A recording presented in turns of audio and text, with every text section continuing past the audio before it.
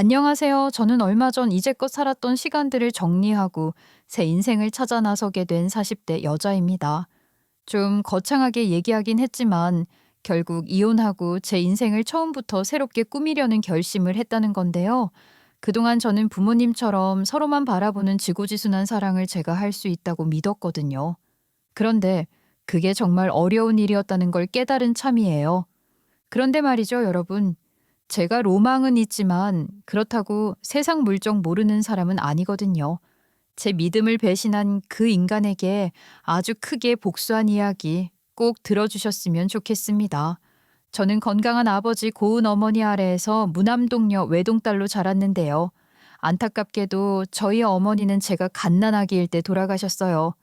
너무 어릴 때라 솔직히 엄마 얼굴도 사진으로밖에 못 봤는데 대신 아빠가 평생 입에 달고 살던 말은 아직도 생생해요. 아빠는 엄마가 이뻤다고 말을 할 때마다 꼭 한 박자 쉬었다가 말씀하시곤 했습니다.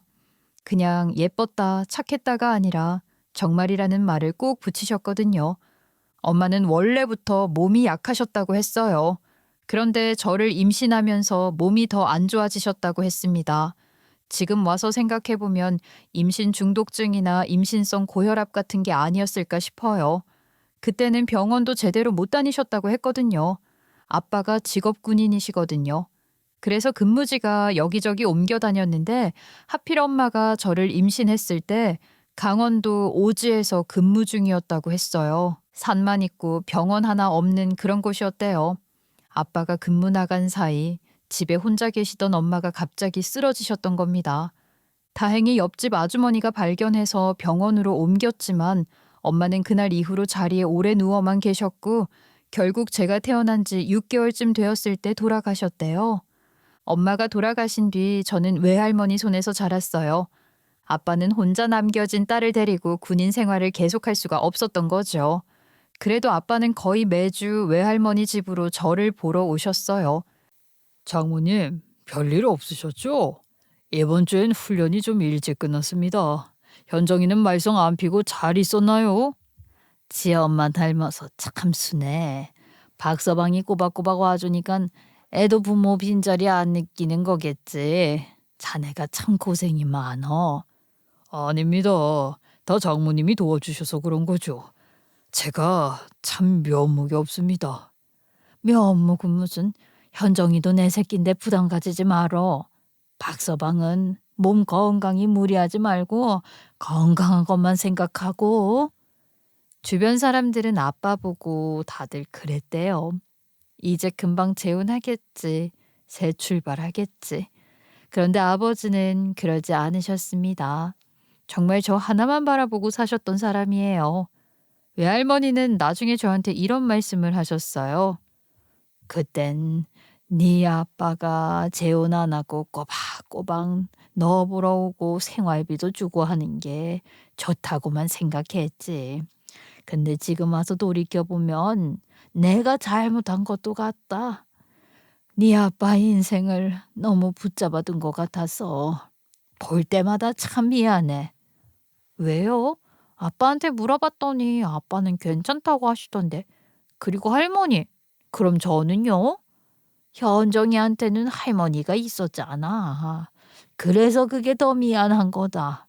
힘들다고 말 안 하는 사람이 제일 힘든 법이거든. 그럼 할머니도 힘들었겠다.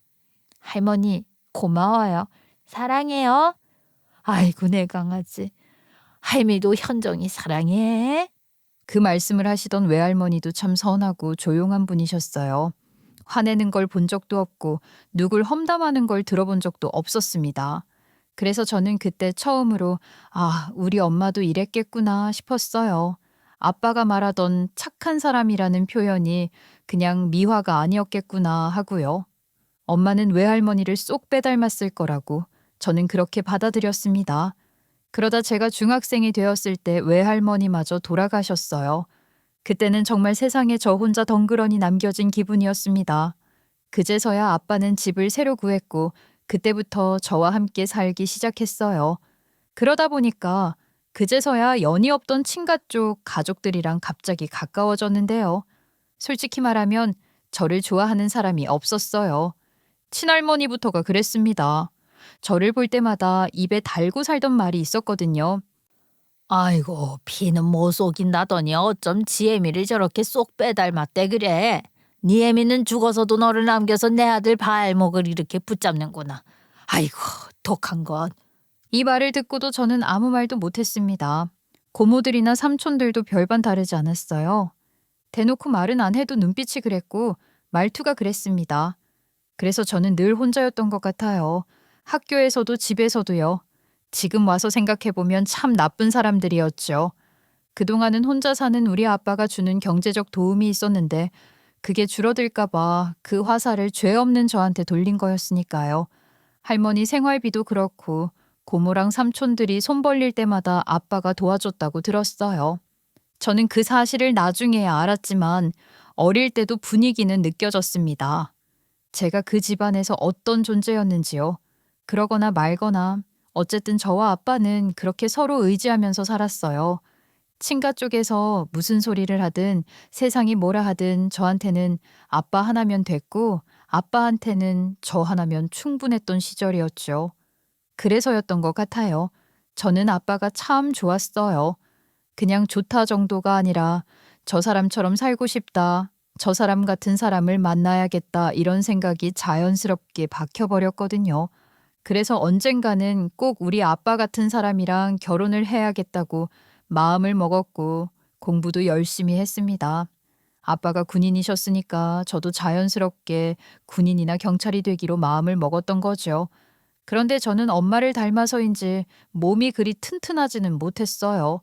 체력 검정 생각하면 지금도 아찔한데 군인은 아예 엄두도 못 냈고 결국 대학을 졸업하고 경찰 시험을 봐서 경찰이 됐습니다.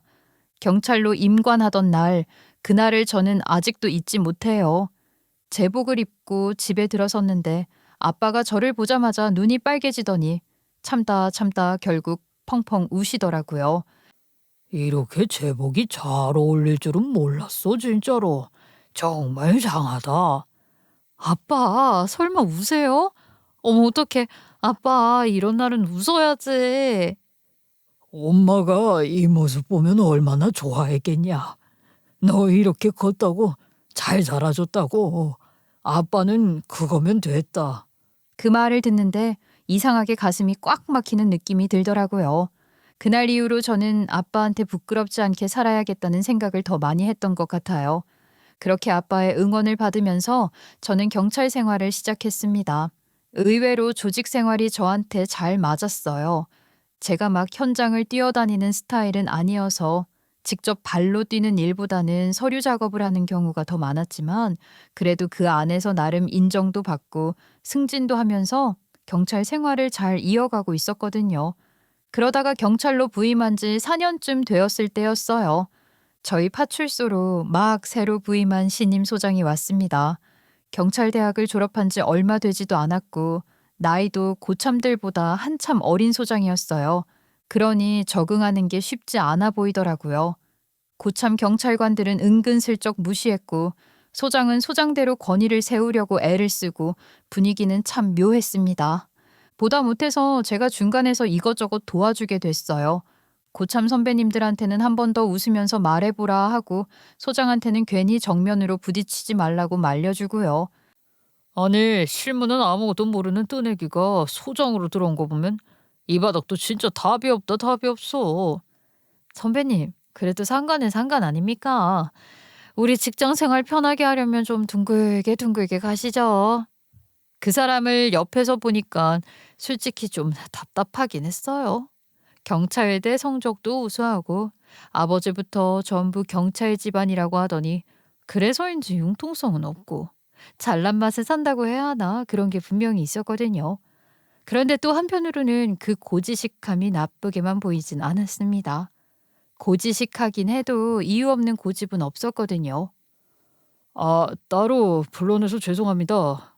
다름 아니라 현정 씨가 선배 후배 할 거 없이 두루두루 잘 지내는 것 같아서 조언을 부탁드리려고요.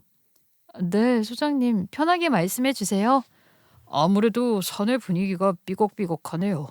어린 소장이라고 다들 저 못마땅하신 거 압니다만 제가 무리한 지시를 한 적은 없었던 것 같은데 다른 이유가 있을지 알려주시면 좋겠네요. 소장님, 제게 조언을 구하신다고 하셨으니 편히 말씀드리자면 알고 보니 새로운 이 소장도 자기가 어린 나이라 좀 더 권위를 세워야 한다고 생각했고 뻣뻣하게 군 부분이 있었더라고요. 그래서 제가 옆에서 이렇게 저렇게 코치를 해주다 보니 자연스럽게 이야기를 많이 하게 됐어요. 그러다 보니 정이 들었고요. 그렇게 우리는 사귀게 됐습니다. 이후에 제가 다른 곳으로 발령을 가게 됐지만 그때까지만 해도 저희는 굳건하게 애정을 지키고 있다고 믿었어요. 저는 사실 우리 아빠처럼 지고지순한 사람이 제 이상형이었는데 그 남자가 딱 그런 사람처럼 보였거든요. 아니, 정말 그렇다고 저는 믿었어요. 좀 답답하고 고지식한 면이 있기는 했지만 그래서 오히려 평생 저 하나만 바라보고 저 하나만 사랑할 사람이라고 생각했던 겁니다. 몇 년을 그렇게 사귀었고 결국 우리는 결혼 이야기를 하게 됐어요. 아빠는 경찰 사위를 몹시 좋아하셨어요. 말은 안 하셔도 표정에서 다 드러났습니다. 반면 예비 시댁 분위기는 미묘했어요. 꽤 높은 경찰 간부였던 예비 시아버지는 제가 경찰대 출신이 아니라는 점에서 은근히 실망한 눈치였고 예비 시어머니는 제가 엄마 없이 자랐다는 사실 자체가 마음에 들지 않는 것처럼 보였습니다. 그때는 그냥 원래 시댁이란 게 이런 거겠지 하고 넘겼어요. 그렇게 결혼 이야기가 본격적으로 오가기 시작하면서 저는 자연스럽게 그 사람 가족들을 하나둘 더 가까이서 보게 됐어요. 남친에게는 형이랑 누나가 있었는데 경찰 집안이라고 했잖아요. 그래서 형제들도 다 이쪽 계열에 계시겠거니 했는데 누나만 경찰이었고 형은 그냥 일반 회사원이었습니다. 아주버님 되실 분은 그냥저냥 평범한 사람이었어요. 이미 결혼해서 아이도 있었고 말수도 많지 않고 딱히 튀는 데도 없는 그런 사람이었지요. 문제는 누나, 그러니까 신우 쪽이었습니다. 이 누나는 한마디로 좀 골 때렸어요.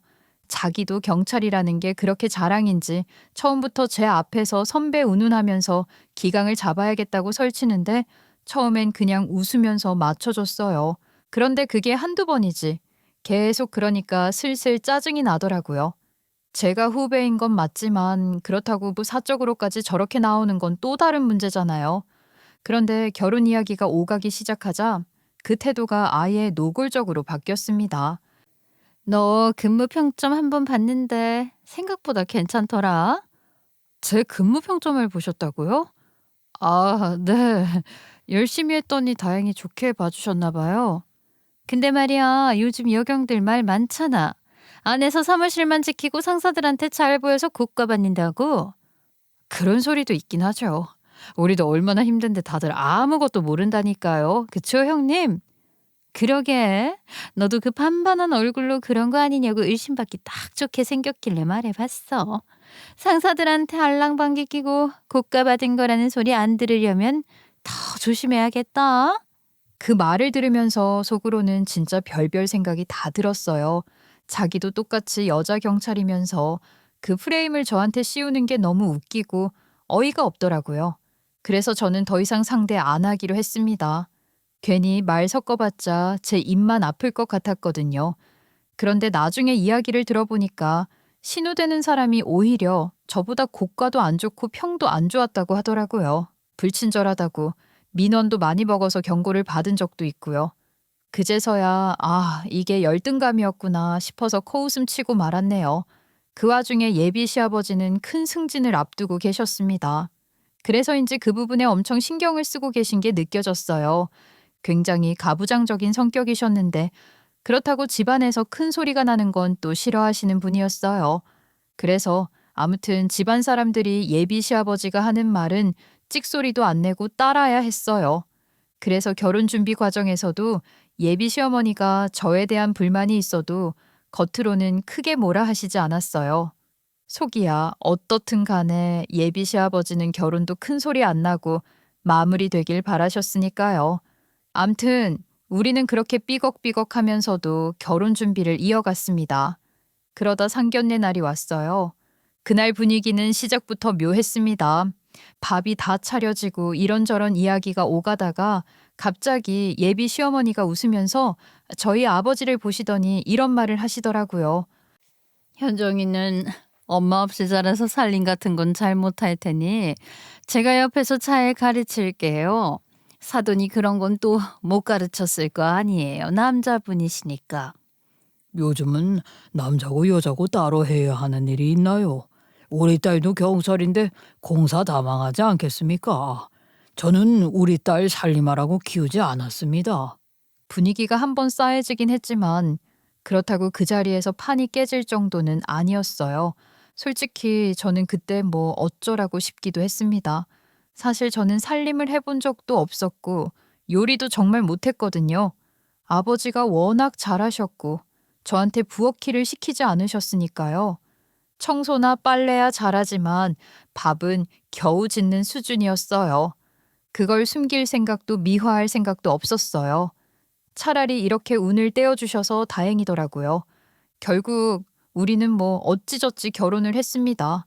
경찰의 선남선녀 커플이라고 경찰 잡지에 사진이 실릴 정도로 약간 화제가 되기도 했어요.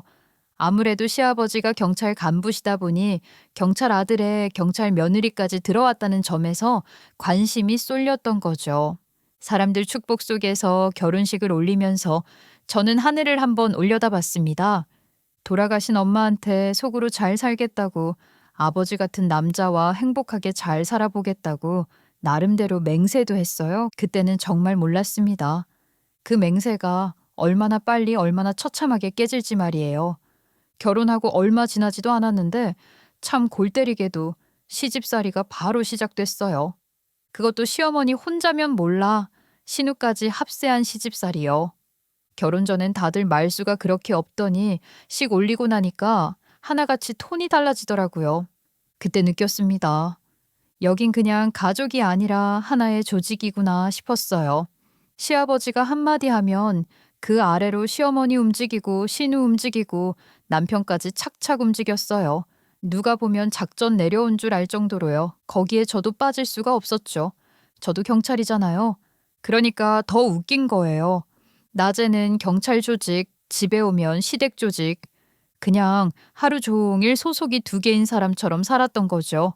며느리라는 이름의 부속품이 하나 추가된 느낌이랄까? 뭐 어쩌겠어요. 이왕 이렇게 된 거 저는 그냥 이것도 직장이다 생각해버렸습니다. 직장에도 진짜 안 맞는 사람들이 있잖아요.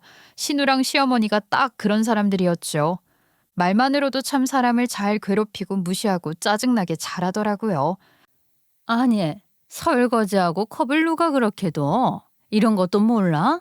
하여튼 집에서 보고 배운 게 없는 애들이 이렇게 티가 난다니까.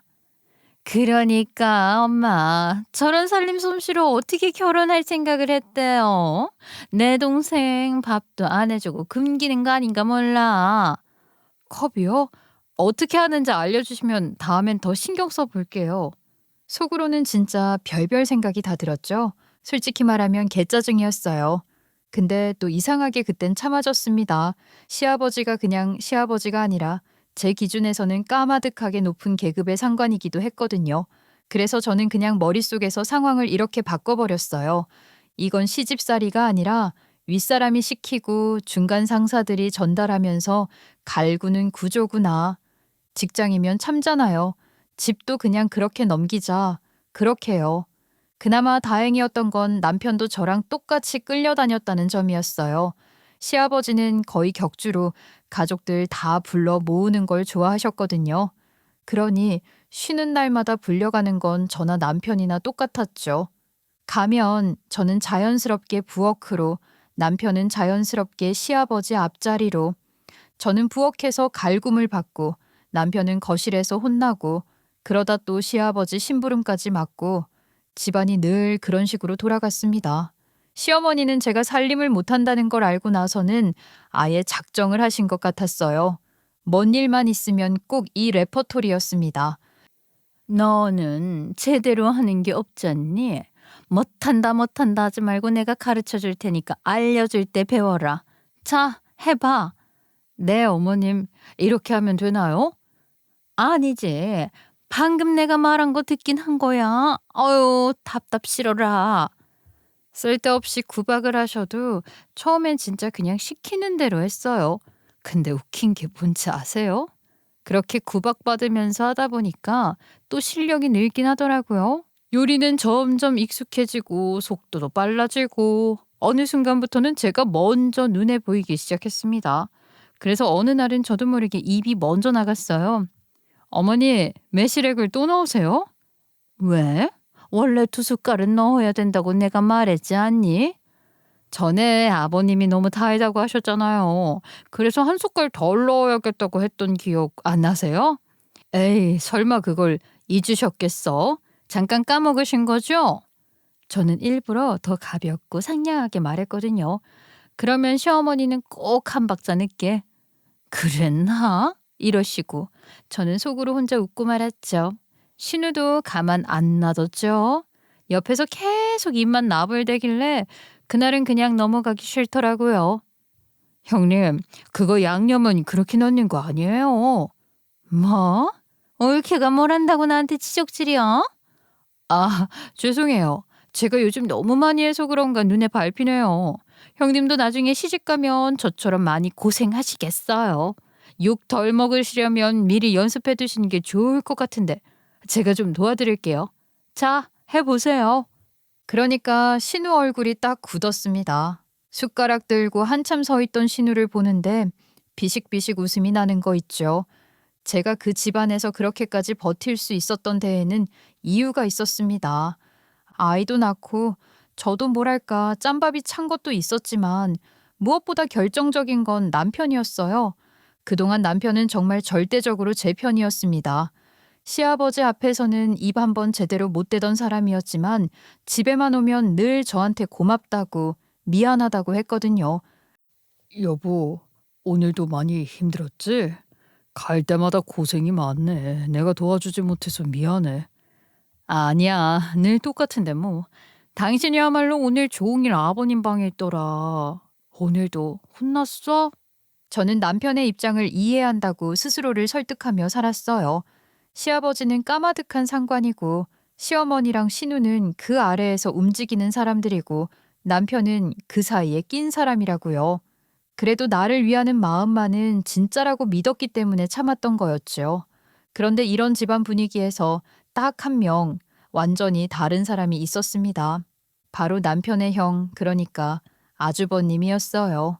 직장인이던 아주버님은 결혼하고 나서도 이 집안 분위기에 전혀 휩쓸리지 않는 사람이었거든요. 경찰이 아니라서일까요? 가족 모임에도 잘 안 오셨고 어쩌다 오신다 해도 항상 패턴이 똑같았어요.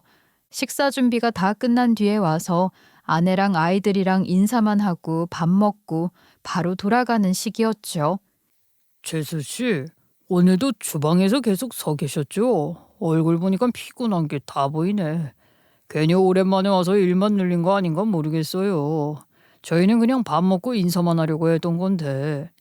아니에요, 아주버님. 원래 늘 이래요. 오늘만 그런 것도 아니고요. 형님이랑 조카들도 오랜만에 봐서 좋았어요. 오늘 식사는 괜찮으셨어요? 요즘 아버님 미각이 섬세해지셔서 간이 전체적으로 슴슴해졌거든요.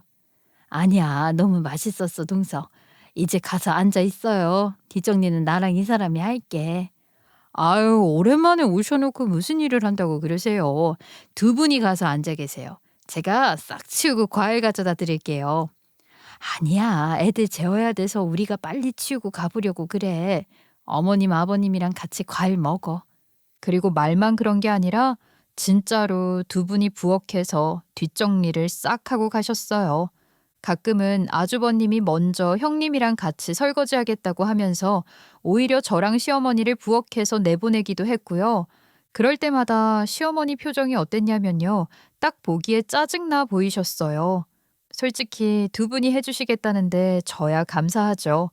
근데 시어머니는 짜증을 왜 내는 거죠? 나를 못 시켜 먹는다는 생각에 그러시는 건가? 아무튼 그런데도 아주버님도 형님도 눈 하나 깜짝하지 않았어요. 저는 그게 그렇게 부러울 수가 없더라고요. 결혼이라는 게 원래는 저렇게 독립해서 사는 거구나 싶었거든요. 저렇게 선을 긋고 살아야 하는 거구나 하고요. 하지만 저희는 그러지 못했습니다. 직장과 시댁이라는 관계가 너무 깊게 얽혀 있었거든요. 무엇보다 제일 힘들었던 건 시아버지 승진을 위해서 저랑 남편이 여기저기 불려다녀야 했다는 점이었어요. 시아버지는 마지막 승진을 앞두고 정말 최선을 다하고 계셨습니다. 경찰도 군인사회랑 별반 다르지 않더라고요. 줄 잘 서고 얼굴 비추고 인맥 챙기고 그게 다 일이었어요. 명절만 되면 저랑 남편은 온갖 선물 꾸러미를 들고 아침부터 밤까지 여기저기를 돌아다녔습니다. 누구 생신이다, 누구 아들이 결혼이다, 누구 손자 돌잔치다 하면 빠짐없이 다 얼굴을 비춰야 했어요.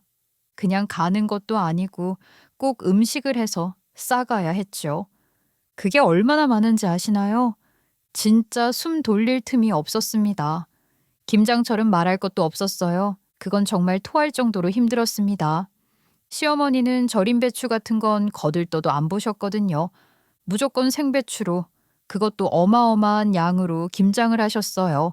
진짜 온 동네 경찰 간부네 김장은 우리가 다 하는 것처럼요. 김장을 하고 나면 김치통이 줄줄이 쌓였고 그걸 또 한 통씩 배달하는 건 전부 저랑 남편 몫이었습니다. 여보, 다음 집이 마지막이야. 우리 오늘은 집 가서 배달시켜 먹자. 김치 말고 겁나 느끼한 걸로 배 터지게 먹자. 여보, 진짜 고마워. 근데 이번만 넘기면 진짜 끝이래. 아버지 승진만 되면 이런 거 다 정리될 거야. 그 이후엔 내가 진짜 다 막아줄게. 그 말을 믿고 또 버텼습니다. 그렇게 세월이 흘렀어요. 지금 생각해보면 제가 참 용케도 그걸 다 버텨내고 살았더라고요. 그 사이 아이들도 무사히 태어나서 잘 자랐고 저도 경찰 생활에서 나름 인정을 받으면서 승진도 했어요. 여전히 시어머니는 저를 무시하고 구박했지만 그 정도는 이제 한 귀로 듣고 한 귀로 흘릴 수 있을 만큼 저도 단단해졌다고 생각했습니다. 제가 그걸 버틸 수 있었던 이유는 단 하나였어요. 늘 제 고생을 알아주고 언제나 자상하고 무조건 제 편이던 남편이 있었기 때문입니다. 솔직히 말해서 남편이 나만 사랑해주고 내 편이라는 확신이 있는데 못 견딜 게 뭐가 있겠어요. 그 즈음 아버지는 오랜 군인 생활을 마치고 퇴직을 하셨어요. 은퇴 후에는 작은 전원주택을 구해서 내려가 조용히 지내고 계셨고요. 현정아, 마당에 큰애 하나 놔뒀다. 애들 오면 좋아할 것 같더라. 괜히 내가 먼저 신나서 미끄럼틀까지 달아버렸네. 아빠, 진짜 손주바보 다 되셨네. 근데 너무 혼자 이렇게 준비만 하지 말고 아빠도 이제 사람 좀 만나봐. 나도 다 컸고 애들도 있는데 아빠 혼자 있는 거 보면 마음 쓰여. 저는 농담 반 진담 반으로 이제라도 마음 맞는 분 만나 새로 출발해 보시라고 했는데 아버지는 그냥 웃으시기만 했습니다. 그러고는 제 아이들이 내려올 날만 기다린다면서 마당 놀이터처럼 꾸며놨으니 쉴 때 하루 와서 놀고 가라고 하시더라고요. 그 모습을 보면서 저는 아무 의심도 없이 믿었습니다. 나도 나중엔 남편이랑 저렇게 살겠구나. 남편도 우리 아빠처럼 평생 저라는 한 여자만 보고 우리 아이들만 보면서 살 사람일 거다 하고요. 그 믿음이 깨진 날은 정말 아무렇지 않은 하루에서 시작됐어요. 그날은 남편이 쉬는 날이었고 쉬는 날이면 늘 그렇듯 아이들 어린이집에 데려다주고 혼자 집에서 쉬다가 오후에 다시 데리러 가는 일정이었습니다. 저는 근무 중이었고요. 그런데 그날따라 왜 그랬는지 계단을 내려가다가 딴 생각을 하다가 발목을 그대로 접질렀습니다. 순간 발이 땅에 닿지도 못할 만큼 아프더라고요. 진짜 속으로 비명을 꽥 지르고 급히 반찬해서 병원에 갔어요. 지금 발목 상태 보니까 단순 접질림은 아니고 인대가 꽤 늘어났어요. 오늘은 절대 무리하면 안 됩니다. 반찬 내셨다고요? 잘하셨어요. 지금 바로 집에 가서 발 올리고 쉬셔야 돼요. 생각보다 많이 부었네요. 나으려면 얼마나 걸릴까요? 일단 일주일은 꼬박 보호대 차고 계시고요. 다음 주에 다시 한번 내원해 주세요. 가실 땐 보호자분께 데리러 오라고 하시거나 택시 타고 가시고요. 그렇게 진료받고 절뚝절뚝 병원을 나왔는데 한숨이 푹푹 나오더라고요. 남편한테 데리러 오라고 전화할까 하다가 오랜만에 쉬는 날인데 괜히 귀찮게 하는 것 같아서 말았습니다. 그냥 아픈 발을 부여잡고 택시를 탔어요. 그때까지만 해도 그게 제 인생을 갈라놓는 선택이 될 줄은 몰랐죠. 택시를 타고 집 근처로 들어오는데 반대편 차선에서 익숙한 차 한 대가 스쳐 지나갔어요. 저는 직업병처럼 차를 보면 번호판부터 보는 습관이 있거든요. 한 번 보고, 두 번 보고 확신이 들었습니다. 남편 차였어요. 그 차는 동네 어귀를 지나서 신호에 걸려 서 있었습니다. 우리 남편이잖아. 네? 어떤 차요? 저 은색 SUV요. 저거 저희 남편 차랑 똑같아요. 번호판 보니까 우리 남편 맞네. 어디 가지? 아, 그래요? 번호까지요? 그러면 남편분 맞는 것 같은데요. 오늘 남편 쉬는 날이라 그냥 냅둔 건데 나온 줄 알았으면 연락해 볼 걸 그랬네요. 아, 진짜 웃기네요. 이렇게 길에서 마주치네. 괜히 반갑다. 하하, 부부끼리는 그런가 봅니다. 요즘은 각자 바쁘니까 길에서 마주치기도 쉽지 않죠. 그래서 기사님이랑 얘기하면서 웃다가 그냥 장난기가 먼저 들었어요. 그래서 모른 척 전화를 걸었습니다. 신호가 몇 번 울리고 남편이 바로 받더라고요. 여보, 지금 어디야? 뭐해? 여보, 나 집이야. 애들 데려다 주고 들어와서 한숨 자고 있었어. 좀 이따가 다시 나가서 애들 데리러 가야지. 당신은 오늘 정시 퇴근해? 그 말을 듣는 순간 머리가 잠깐 멍해졌어요. 분명 제 눈앞에는 남편 차가 집이 아닌 전혀 다른 방향으로 가고 있었는데 말이죠. 저는 너무 당황해서 적당히 대답하고 전화를 끊었습니다. 그리고 기사님께 남편 차 좀 쫓아가 달라고 했어요. 제가 갑자기 심각해지자 기사님이 왜 그러냐고 묻지도 않았습니다. 백미러로 제 얼굴을 보고는 그냥 묵묵히 방향을 틀더라고요.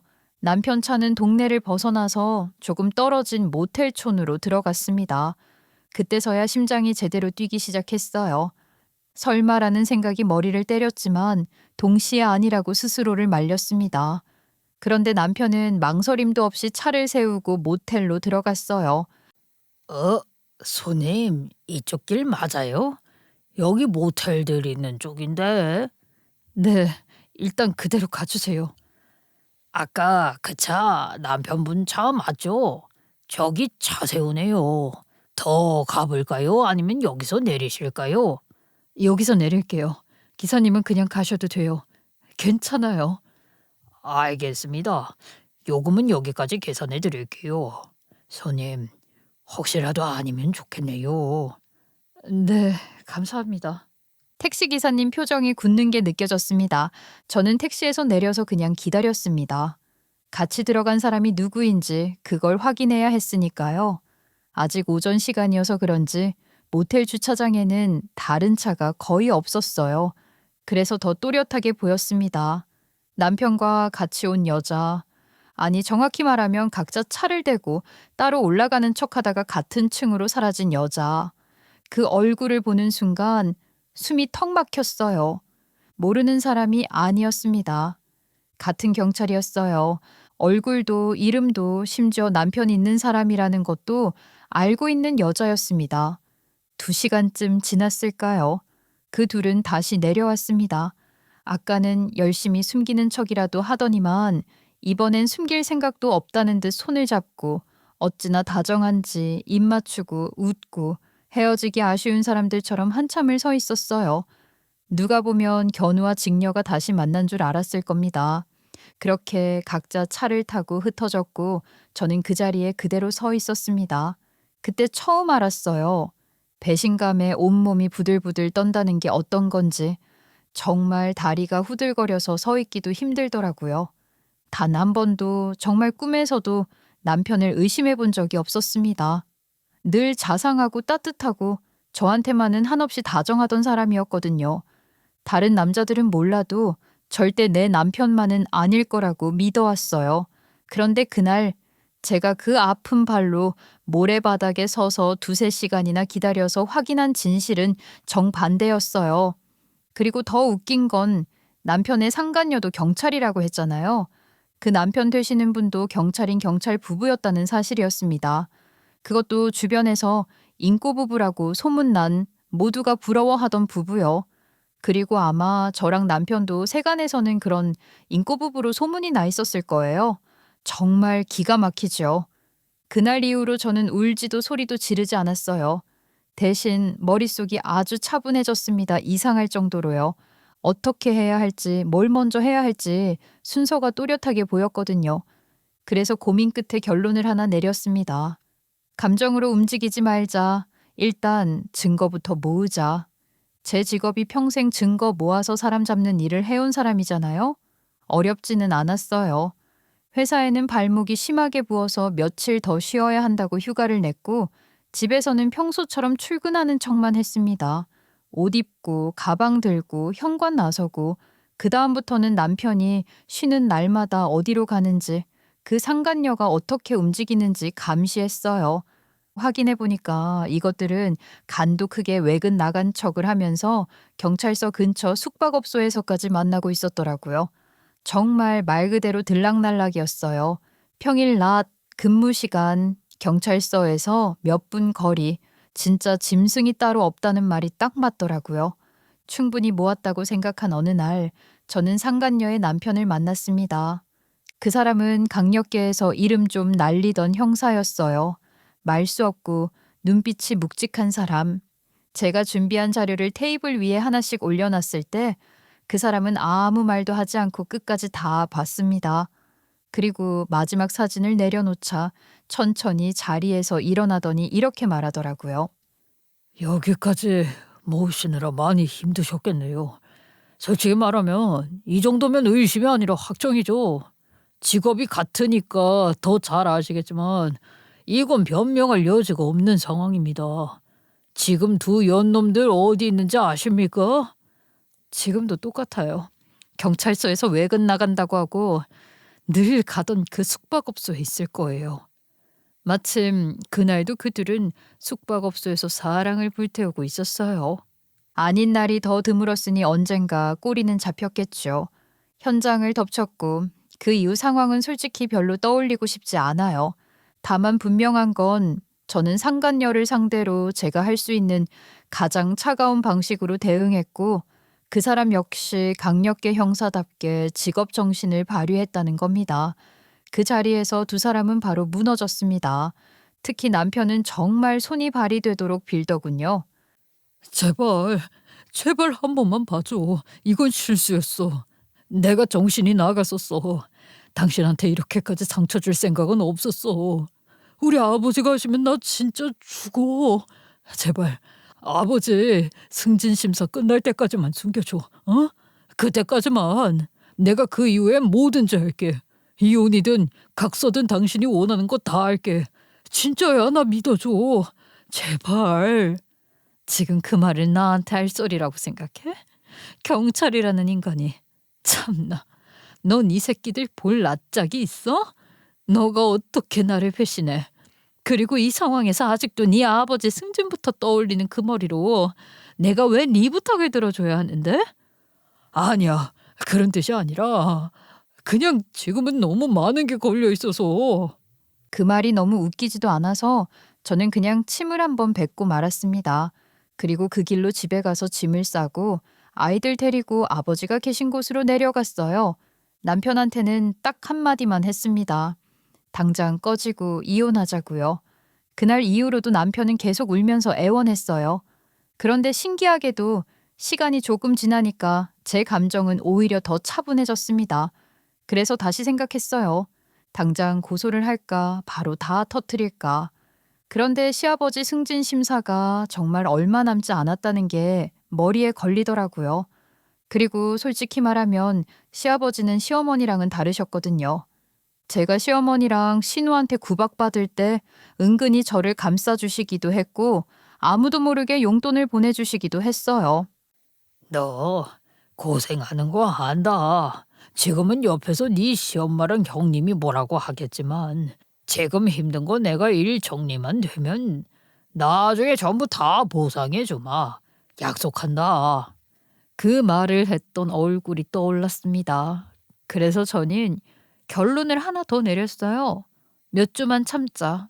이건 시아버지에 대한 제 마지막 의리다. 남편에게 각서를 받아들고 잠시 기다리기로 했습니다. 남편이 뭘 어떻게 구워 삶았는지는 모르겠지만 상간녀의 남편도 잠시 기다리겠다고 했다고 들었고요. 그렇게 잠잠하게 지내던 어느 날이었습니다. 시어머니에게 전화가 왔어요. 받자마자 고함부터 질러대더군요.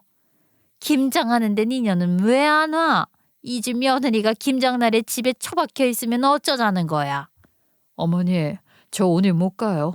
다리도 아직 안 나왔고 지금 상황도 상황이라. 아무튼 당분간 시댁에 못 가니까 애들 아빠한테 한번 연락해 보세요. 그랬더니 전화기 너머에서 더 난리가 났습니다. 뭐, 이 버르장머리 없는 년? 점점 기어오르더니만 기어코 머리 끝까지 가는구나. 그럼 친정 주소 불러. 배추 보낼 테니까 거기서 김장해서 가져와. 이 집 며느리면 그 정도는 해야지. 그 말을 듣는 순간 제 안에 있던 마지막 인내심이 딱 그 자리에서 끊어졌어요. 못 간다 했더니 혼자 알아서 김장을 해오라고? 제가 여태까지 심호하는 꼴이나 시누이 말본새 다 참고 넘겼던 이유는 오로지 하나, 남편의 애정 덕분이었잖아요. 그게 와장창 무너진 지금 제가 2번은 참을 수가 없더라고요. 그래서 웃으면서 대답했습니다. 주소요? 네, 알려드릴게요. 그런데 저희 친정집이 이사를 했어요. 거기로 보내시면 되겠네요. 그리고 저는 남편의 상간녀 집 주소를 정확하게 불러드렸습니다. 남편의 상간녀는 시부모와 함께 살고 있었습니다. 시부모랑 같이 살면서 남편도 형사인 주제에 그렇게 간 크게 바람을 피우고 있었던 거예요. 그리고 그 시부모가 누구냐면요. 우리가 명절마다 김장철마다 김치통 들고 가서 잘 보이려고 굽신대던 바로 그 집이었습니다. 그 집안도 구성이 똑같았어요. 시아버지는 경찰 간부, 아들은 형사, 며느리는 경찰. 물론 상간녀의 시아버지는 제 시아버지처럼 정통 경찰 코스는 아니고 고위 공무원 하다가 경찰청 쪽으로 발령받은 분이긴 했지만 중요한 건 그게 아니었어요. 우리 시댁이 몇 년을 공들여서 친분 쌓아온 집안이라는 거였죠. 각종 집안 경조사며 잔치며 김장이며 우리가 진짜 많이 다녔습니다. 그러니까 저도 그 집 주소를 모를 리가 없었고요. 그래서 저는 아주 자연스럽게 아무 고민 없이 그 주소를 불러줬습니다. 시모는 흥분하면 이성을 잃는 타입이거든요. 그래서 주소 확인 같은 거 제대로 하지도 않았을 거예요. 그냥 제가 말한 대로 받아 적고는 우리 친정집인 줄 철석같이 믿었죠. 그리고 전화기 너머로 기세등등하게 소리를 질렀습니다. 오냐, 알았다. 그럼 내일까지 다 김장해서 늘 하던 대로 김치 한 통씩 다 돌리고 와. 남는 건 전부 차에 실어서 집으로 가져오고. 며느리가 그 정도는 해야지. 안 그래? 저는 네네 하면서 대충 받아주고 전화를 끊었습니다. 시모는 당장 용달 부른다, 배추 보낸다 난리를 치고 있었을 거예요. 그 사람은 요즘도 절인 배추 같은 건 거들떠도 안 보거든요. 무조건 생배추로, 그것도 어마어마한 양으로 김장을 합니다. 김장 한 번 하면 며칠을 끙끙 앓을 정도였으니까요. 그리고 1시간쯤 지났을까요? 남편한테서 전화가 걸려왔습니다. 받자마자 목소리부터 다급했어요. 당신 지금 무슨 짓을 한 거야? 내가 뭘? 어떻게 그 집에 배추를 보낼 수가 있어? 지금 거기서 전화 오고 난리 났어. 집안 뒤집어졌다고. 아, 그 집? 니네 엄마가 며느리 운운하면서 김장을 하길래 주소 알려준 건데? 이제 그 집 며느리는 내가 아니고 당신이랑 붙어먹던 그년 아니야? 지금 그게 할 소리야? 내가 제발 참아달라 부탁했잖아. 우리 엄마 지금 충격받아서 쓰러져서 응급실 실려가셨어. 그 말 듣는데 진짜 어이가 없어서 말이 안 나오더라고요. 충격? 쓰러져? 지금 누가 쓰러질 판인데 제 앞에서 저런 소리를 하고 있는 건지. 그러면 얼른 병원이나 가보지 왜 나한테 전화를 해? 난 모르겠고 너랑 네가 그렇게 애틋하게 붙어먹던 그년이랑 같이 가보시던가요. 그렇게 말하고 전화를 끊어버렸습니다. 그런데 하필 그 통화를 친정아빠가 다 들으셨어요. 옆에서 애들 보고 계시다가 제 표정이랑 통화 내용을 다 들으신 거죠. 아버지 얼굴이 순식간에 굳어버렸습니다. 너 지금 그게 무슨 소리냐? 박서방이 누구랑 붙어서 뭘 했다는 거야? 원래는 조금 있다가 정리해서 말씀드리려고 했는데 그럴 수가 없었어요.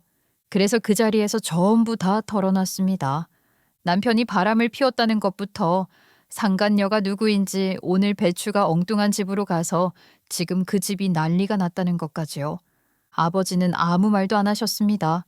그냥 제 얘기를 끝까지 다 듣고 나서 저를 한참 동안 안아주셨어요. 말없이요. 그리고 다음 날 남편이 근무하던 경찰서는 말 그대로 난리가 났다고 하더군요. 군인 정복을 입은 아버지가 경찰서로 직접 찾아가셨다고 합니다. 은퇴하시고 좀 기운 빠지신 줄 알았더니 남편을 찾아내서 그 안에서 그대로 좁혀버렸다고요. 사람들이 말리려고 하자 아버지가 이렇게 일갈하셨답니다. 경찰이라는 작자가 아내를 속이고 바람을 피워. 내가 군인이자 이 사람의 장인으로서 버릇을 고치러 왔으니 내버려 두시게.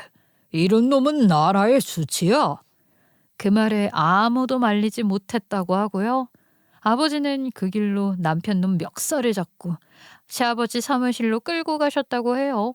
그리고 시아버지 앞에 남편을 그대로 내팽개치듯 던지면서 이렇게 말씀하셨답니다. 경찰로도 실격이고 내 사위로도 실격이오.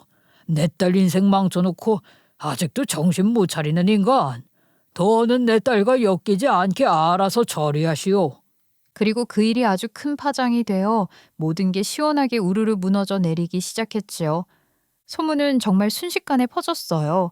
안 그래도 전날 배추가 그 집으로 배달된 것 때문에 그 집에서는 영문 모른 채로 이게 뭔가 했을 거잖아요. 상간녀 시어머니, 그러니까 그 집 사모님이 배달처에 전화해서 왜 우리 집으로 배추가 왔냐고 따졌고 김장용 배추라는 말을 듣자마자 시어머니한테 바로 전화를 걸어 난리를 쳤다고 하더라고요. 말이 곱게 나왔을 리가 없죠. 이게 지금 무슨 뜻이죠? 김장을 해서 갖다 준다더니 지금 우리 보고 김장하라고 먹이는 거예요? 그동안 가져다 준 김치도 다 이런 마음으로 준 거였어요? 우리 집을 도대체 뭐라고 생각하고 계셨던 건지 정말 유감이네요. 아니, 그게 아니라 우리 며느리가 착각을 해서. 그러니 그 이야기를 듣던 그 집 아들, 즉 상간녀의 남편인 형사님도 그 자리에서 이혼하겠다 폭탄 선언을 해버렸던 거예요. 그 말 한마디에 그 집은 그대로 뒤집어졌대요. 며느리 잡아 죽이네 만에 배추를 집어던지네 만에 난리가 났고요. 결국 배추는 다시 용달에 실려서 돌아갔고 욕이란 욕은 다 퍼부었다고 하더라고요. 그리고 그 충격 때문인지 시어머니는 전화통화 도중에 쓰러졌다나 뭐라나. 저는 그 소식을 들은 날 바로 상간녀 소송이랑 이혼 소송을 같이 걸었습니다. 그 집 남편도 마찬가지였고요. 일이 이렇게까지 휘말린 건 안타깝다고 할 수도 있겠지만 그 결과는 분명했어요. 시아버지 승진은 그대로 물 건너갔습니다. 자식들이 그 지경으로 얽혔는데 안 그래도 피 터지는 경쟁 자리에서 시아버지 편을 들어줄 사람은 아무도 없었거든요. 시아버지는 크게 분노하셨고 결국 저한테도 연락이 왔습니다. 예전 같았으면 전화를 받자마자 죄송하다는 말부터 했겠죠. 그런데 그날은 달랐어요. 이게 다 무슨 짓이냐? 집안 체면이 땅에 떨어졌다. 네가 조금만 참았어도 이렇게까지는 안 갔을 일 아니냐? 아버님, 이제 그런 말씀 하실 입장은 아니신 것 같습니다. 저는 더 이상 아버님 며느리가 아니에요. 이런 식의 연락은 솔직히 불편합니다. 일 다 정리되면 아이들 할아버지로는 만나게 해드릴 거니까 걱정 마시고요. 당분간은 연락하지 말아주세요. 전화를 끊고 나니까 이상하게 마음이 허탈할 정도로 가벼워지더라고요. 까짓거 제 직속 상사도 아니고 부서도 다른데 그동안 제가 왜 그렇게 벌벌 떨었나 싶었어요. 그렇게 제가 선을 딱 긋자 시아버지도 더는 별말을 못하셨습니다. 그걸로 저는 시댁과의 관계를 완전히 정리해버렸어요. 이혼은 생각보다 오래 걸렸습니다. 중간에 다른 소송도 엮였고 상간녀 남편 쪽 민사소송까지 합쳐지면서 절차가 복잡해졌거든요. 저는 둘을 직무태만으로도 고발했습니다. 근무 시간에 외근 나간다고 하고 숙박업소에 드나든 사진이 있었으니까 가능한 일이었죠. 줄고발 줄소송에 남편은 정신을 못 차리다가 결국 감사위원회까지 올라갔고 그 끝에 사표를 냈습니다. 이혼이 진행되면서 시어머니랑 신우는 정말 마지막까지 난리를 쳤어요. 전화하고 찾아오고 사람 귀찮게 하면서 늘 같은 말밖에 안 하더라고요.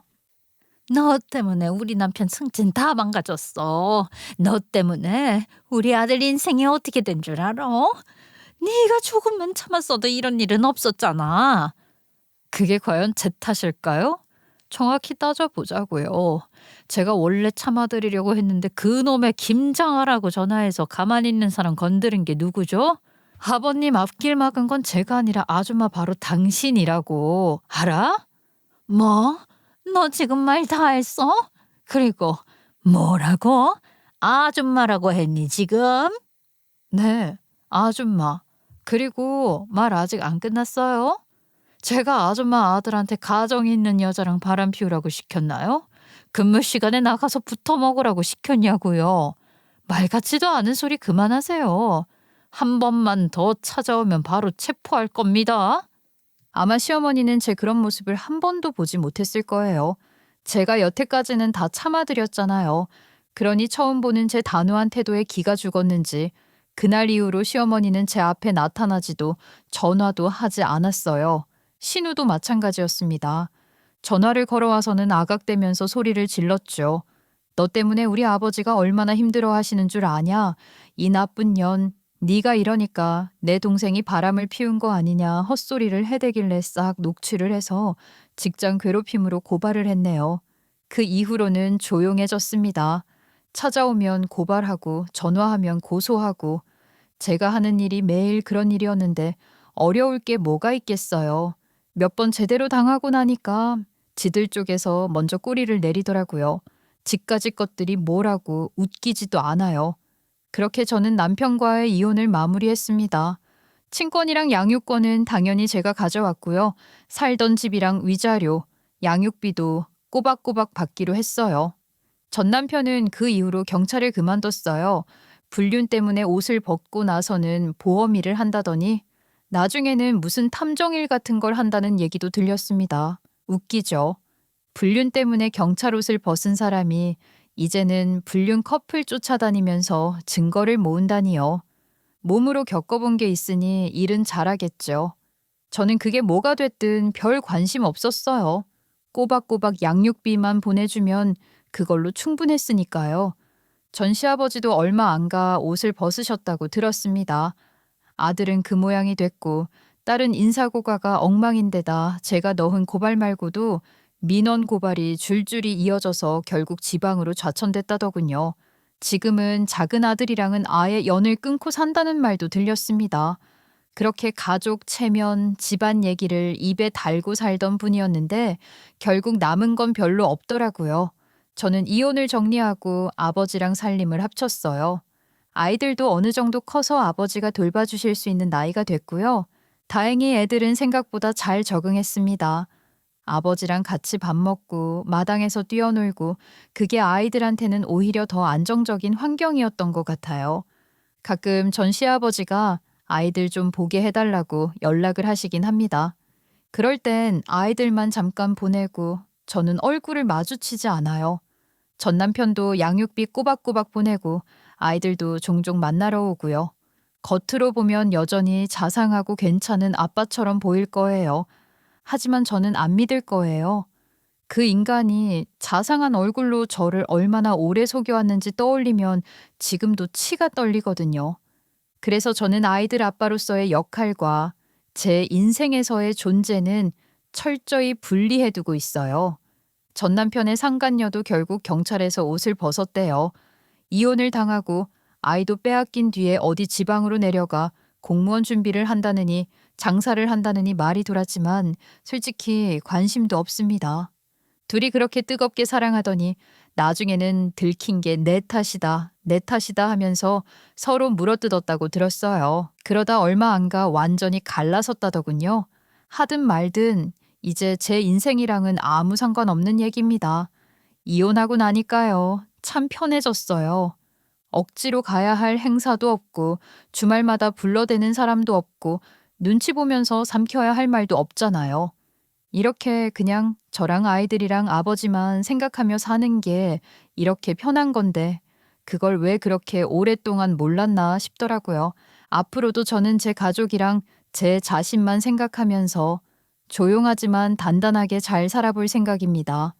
제 경찰 인생에 경찰들한테 법의 철퇴를 내려줄 줄은 몰랐는데 이런 귀한 경험하게 해준 전 시댁 식구들에게 이 영광을 바치겠습니다. 정의는 살아있다. 끝까지 들어주셔서 감사합니다.